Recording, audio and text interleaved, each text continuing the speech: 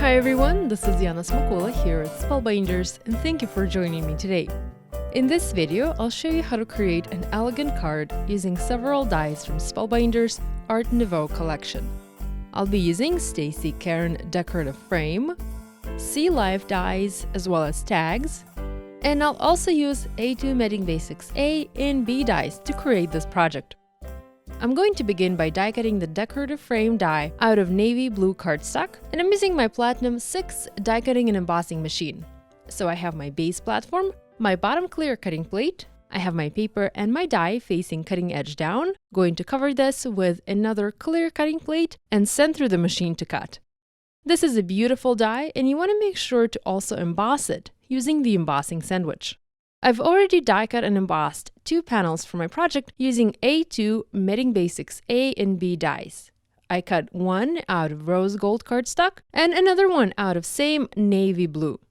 I'm going to go ahead and quickly adhere the blue one over the rose gold panel, and will foam mount both onto my decorative frame die cut using black foam adhesive squares. I'm using black here as this cardstock is rather dark, so black will be less visible than white. But you can also use white if you don't have black, or use a black marker and paint the side of your foam adhesive to match any color you need. I'm going to do some more die cutting now.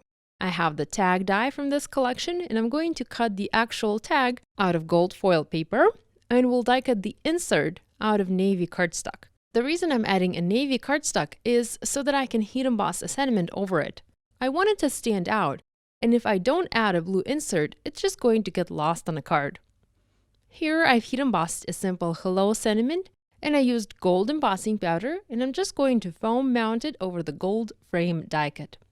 We need to do some more die cutting, and I'm going to use Sea Life dies as well as the same rose gold foil paper, and I'm going to cut several ferns in various sizes as well as the seashells.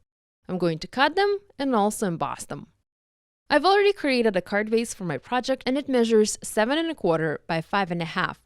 It's not a traditional card size, it's proportional to A2 size, but larger. Before adhering everything down, I'm going to shape the ferns with my fingers. I don't want them to be flat, so I'm adding some dimension to each, and once I have that ready, I'm going to add a bit of light blue ribbon, it's seam binding, and we'll go ahead and adhere my main panel onto the card base. I'm once again using a lot of foam adhesive here for a pop of dimension. I've added a bow made out of that same ribbon to decorate my card, and I'm going to foam mount the tag with a sentiment to the right of the bow, and will also adhere my ferns down.